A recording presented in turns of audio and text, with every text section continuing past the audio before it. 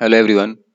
Last video में पहली video में मैं जो ये डेटा साइंस का पूरा सीरीज स्टार्ट किया है आपके लिए, हमने देखा था कि डेटा को क्या क्या उसके स्टेप्स हैं डेटा साइंटिस्ट बनने के लिए। अगर आप डेटा साइंटिस्ट बनना चाहते हैं तो क्या डेटा के साथ किस तरह से आपको वर्क करना होता है, उसके साथ किस तरह से आप डील करते हैं, ये हमने पहले वीडियो में जाना क्या क्या स्टेप्स होते हैं। हालांकि मैं ज़्यादा अभी डीप डाउन नहीं जा रहा हूँ, अभी मैं आपको एक बेसिक आइडिया दे रहा हूँ पूरे डेटा साइंस कोर्स से रिलेटेड किस तरह से हम वर्क करेंगे आगे चल के।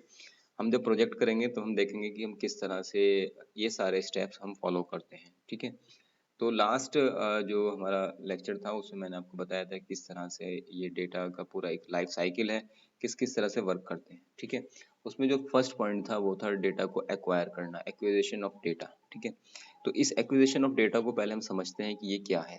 उन पॉइंट में से ये पहला पॉइंट है। ठीक है, तो बेसिकली क्या होता है, जैसे मैंने आपको बताया था कि डेटा का मतलब सिर्फ ये नहीं है, कुछ लोग समझते हैं कि सिर्फ न्यूमेरिक फॉर्म नंबर्स है, ऐसा नहीं है, वो डिफरेंट टाइप का हो सकता है। ठीक है, वो वीडियोस हो सकती हैं, ऑडियोज हो सकती हैं, और न्यूमेरिक भी हो सकता है, पिक्चर्स हो सकती हैं, इमेजेस हो सकती हैं, ये सारा का सारा डेटा है। ठीक है, अब लेकिन हमें इसमें से किसी भी कंपनी को या किसी भी मतलब ब्रांड को ये चाहिए कि वो एक पर्टिकुलर टाइप का डेटा चाहिए उसे इन सारे डेटा के अंदर से।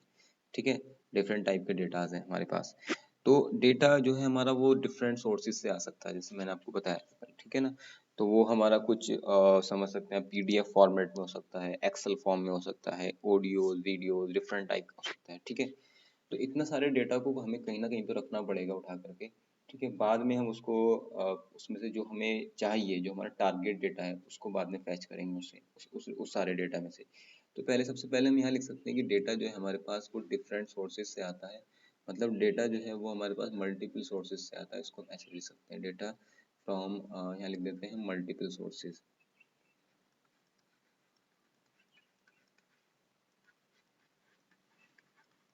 ठीक है, डेटा हमारे पास मल्टीपल सोर्सेज से आ सकता है, जैसे मैंने बताया ये हमारा कि बहुत डिफरेंट टाइप का अलग अलग डेटा हो सकता है।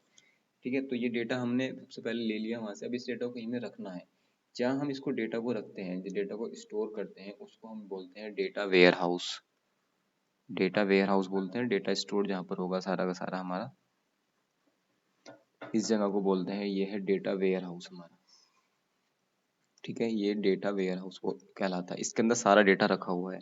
लेकिन हमें सारे डेटा से मतलब नहीं है, बेसिकली हमें तो एक टारगेट जो हमारा है, टारगेट वो चाहिए। टारगेट से मतलब ये होता है कि जैसे आपके बॉस ने, किसी कंपनी ने, किसी क्लाइंट ने आपको कहा है कि हमें ये वाली इंफॉर्मेशन इसमें से निकालनी है, तो वो टारगेट डेटा हो जाएगा।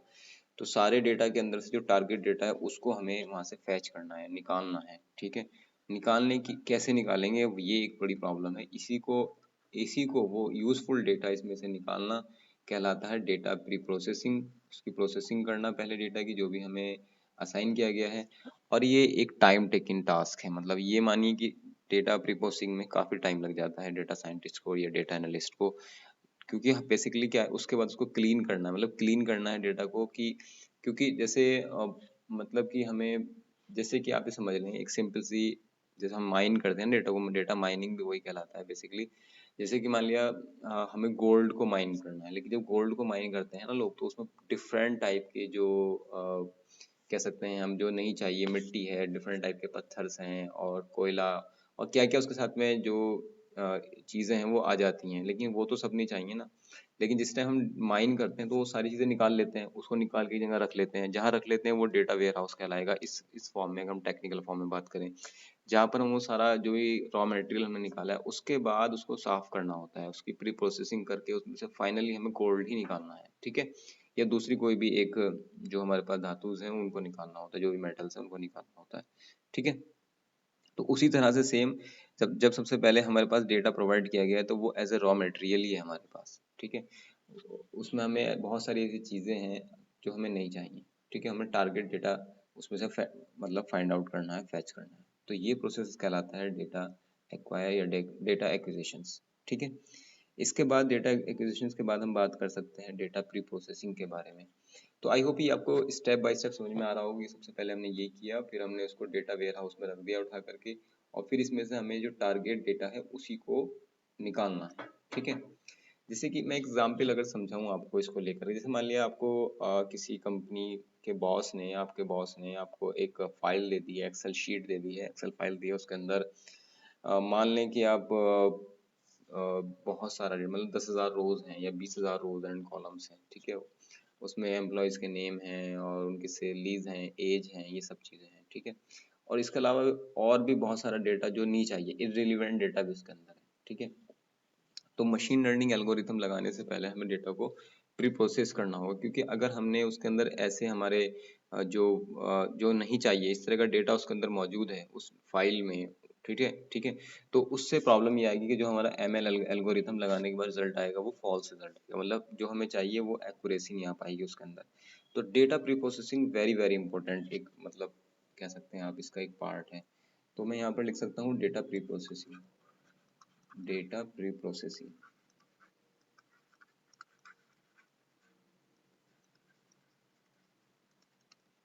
ठीक है। Data pre processing, data pre processing में प्री प्रोसेसिंग का मतलब यही है कि उसको उसकी क्लीनिंग करना है एक तरीके से, मतलब ठीक है, जो हमें चाहिए वो उसमें से फाइंड करना है, ठीक है। तो उसके लिए हमें क्या करना पड़ सकता है, डेटा को मैनिपुलेट करना पड़ सकता है, ठीक है। हम लिख सकते हैं डेटा मैनिपुलेशन, डेटा मैनिपुलेशन, ठीक है। डेटा मैनिपुलेशन को, मैनिपुलेशन से मतलब सारा मैनिपुलेट करना है डेटा को, हमें जो इन्फॉर्मेशन चाहिए वही फैच करनी है। अब इसको करते कैसे हैं, ये एक अलग टास्क है। अब इसके लिए हमारे पास डिफरेंट टाइप की टेक्निक्स हैं, ठीक है। हम पाइथन का यूज़ कर सकते हैं, पाइथन लैंग्वेज का यूज़ करके हम डेटा की प्रोसेसिंग कर सकते हैं, मतलब उसकी क्लीनिंग कर सकते हैं। जैसे कि मैं एग्जांपल के लिए आपसे ये कहता हूँ कि हमें जो जो बॉस ने आपको फाइल दी है 10,000 लोगों की, 10,000 लोगों का डेटा, वो कहता है कि उसमें से सिर्फ उन लोगों के बारे में, उन लोगों की इन्फॉर्मेशन चाहिए जिनकी एज जो है वो 25 ईयर से लेस है, या 25 ईयर तक एज है। उन सारे एम्प्लॉयज़ का डेटा चाहिए जिनकी एज 25 ईयर से लेस है, और जिन लोगों की सैलरी 50, मतलब सैलरी उनकी 50,000 रुपये से ज़्यादा है और एज उनकी 25 साल से कम है, वो सारे लोगों का डेटा उससे निकालना है। और जो फाइल है उसके अंदर सब आप 10,000 क्या मान लेंगे, उसके अंदर 1 लाख लोगों का डेटा है। तो अगर आप उसको वन बाई वन वे सारे लोगों को उसमें से छांटने की कोशिश करेंगे जिनकी एज 25 साल से कम है और इनकी सैलरी 50,000 रुपये ज़्यादा है, तो मुझे लगता है कि आपकी आधी लाइफ तो उसी में गुजर जाएगी, मतलब कितना टाइम लगेगा अंदाजा नहीं लगा सकते एक बंदे को। तो हमें ऐसा नहीं करना है, ठीक है। तो हमें क्या करना है, टेक्निक्स लगानी है, टेक्निक्स का यूज़ करना है। तो बहुत डिफरेंट टाइप के हमारे पास टेक्निक्स हैं, हम उनको यूज़ कर सकते हैं, पाइथन लैंग्वेज यूज़ करके हम कर सकते हैं, कोई भी एल्गोरिथम लगा सकते हैं, और हम मतलब आप कह सकते हैं फ्रैक्शन ऑफ सेकंड में वो सारा डेटा फैच कर लेंगे जो हमें चाहिए, ठीक है। तो ये कैसे हो रहा है, ये तब हो रहा है जब हमने डेटा को मैनिपुलेट करके उसको क्लीन करके रखा हुआ है, ठीक है। अब वो सारा डेटा तो आपने जो चाहिए था आपको वो आपने फाइंड आउट कर लिया वहां से, ठीक है। लेकिन अब जो कंपनी का मैनेजर है वो तो टेक्निकल बंदा नहीं है ना, बेसिकली वो तो मैनेजर है, उसको नहीं पता कि मतलब जो आप उसको दिखाने जा रहे हैं वो कितना, उसको वो समझाएं कैसे उसे, ये अपने क्लाइंट को आप कैसे समझाएं, ये आप समझ लें कि फाइनली जो एंड कस्टमर है उसको कैसे बताएं कि जो आपने ये इतना टेक्निक लगाई है इसके ऊपर, और जो ये आप दिखा रहे हैं, जो आप कह रहे हैं कि देखो ये हमारे पास ये वो लोग हैं, या कोई भी ट्रेंड है वो किस तरह से शो करें उसे। तो मतलब सभी लोग इतने टेक्निकल नहीं होते हैं कि उन्हें आप पूरे अच्छे से समझा सकें, तो उसके लिए हम क्या करते हैं, डेटा को विजुअलाइजेशन करते हैं डेटा का, ठीक है। तो नेक्स्ट जो हम पॉइंट डिस्कस कर सकते हैं वो है data visualisation, data preprocessing के अंदर ही जो दूसरा पॉइंट हो सकता है वो हो सकता है डेटा विजुअलाइजेशन, डेटा विजुअलाइजेशन, ठीक है। डेटा विजुअलाइजेशन से मतलब क्या हो गया भाई, कि जो भी आपने इनसाइट्स को फैच किया है, फाइंड किया है, अब उसको एक विजुअल फॉर्म में, ग्राफिक फॉर्म में आप अपने कस्टमर को या अपने क्लाइंट को या अपने बॉस को दिखा सकते हैं। उसके लिए हम डिफरेंट टाइप के डैशबोर्ड बना सकते हैं, ठीक है। तो अच्छा, इसके लिए हम क्या क्या यूज़ कर सकते हैं, जब हम ये आगे इसके बारे में और डिस्कस करेंगे डेटा विजुअलाइजेशन के लिए, विजुअलाइज करने के लिए आपको ग्राफ के फॉर्म में बार चार्ट, पाई चार्ट और ये सारे फॉर्मेट हैं हमारे पास। तो इन सारे फॉर्मेट के थ्रू हम उसको एक विजुअल ग्राफिकल के, देखो ये ट्रेंड जा रहा है, इतना वर्क करने पे ये आउटपुट आ रहा है, ठीक है, या इतने इतने लोगों का इतना इतना डेटा है, उसको हम एक विजुअल फॉर्म में, ना कि न्यूमेरिक फॉर्म में, एक ग्राफ के फॉर्म में दिखा सकते हैं, ताकि जो लोग नॉन टेक्निकल हैं उनको भी समझ में आ जाए। ये अपने बॉस को आपको दिखाना है तो उसको विजुअल फॉर्म में दिखा सकते हैं आप, ठीक है। तो हमारे लिए एक डेटा साइंटिस्ट बनने के लिए, एक डेटा एनालिस्ट बनने के लिए जो जो टूल्स रिक्वायरमेंट हैं जो आपको चाहिए ही चाहिए, उनमें से कुछ हैं जो मतलब उसमें से एक ही मान ली, कम से कम आपको एक लैंग्वेज तो आनी चाहिए, मतलब एटलीस्ट आपको पाइथन आ जाए या आर आ जाए। पाइथन आ जाए तो बेहतर है, ठीक है, इजी लैंग्वेज भी है, पाइथन आपको सीखना जरूरी। हालांकि मैं सारा पाइथन और ये आर सब डिस्कस करूंगा अपनी इस पूरी लेक्चर सीरीज में, क्योंकि ये पूरा फुल कोर्स है हमारा डेटा साइंटिस्ट के लिए, डेटा एनालिस्ट के लिए, जो भी डेटा एनालिस्ट बनना चाहते हैं उन सब के लिए, ठीक है। तो डेटा को विजुलाइज करने के बाद हम उसको शो कर सकते हैं कि भाई देखो हमारा ये आउटपुट है और कंपनी का ऐसे ऐसे ट्रेंड चल रहा है सारा टोटल, ठीक है। सो आई होप ये आपको क्लियर हो गया होगी इतनी बात आज की। नेक्स्ट लेक्चर में हम इससे आगे थोड़ा सा डिस्कस करेंगे, ठीक है, क्योंकि मैं ज़्यादा लेंदी नहीं बनाना चाहता हूँ, नहीं तो फिर उससे प्रॉब्लम हो सकती है, ज़्यादा लेंदी हो जाएगा। तो आई होप यहाँ हम डेटा प्री प्रोसेसिंग से रोक सकते हैं। नेक्स्ट लेक्चर में हम इससे आगे बात करेंगे। Okay guys, okay, thank you so much, and if you like the content please like and subscribe the channel, और अपने फ्रेंड्स के बीच में शेयर भी करें भाई, जितना लोगों को ज़्यादा फायदा हो सकता है उतने लोगों को हो जाना चाहिए, क्योंकि ये मैं खुद एक डाटा साइंटिस्ट हूँ, और क्योंकि मुझे लगा कि अब ये बूम पे है तो आपको बता देता हूँ सारी चीज़ें, तो ये मैं छोटी छोटी वीडियोस बनाकर ये आपको समझाने की कोशिश करता हूँ। Okay, okay, thank you so much.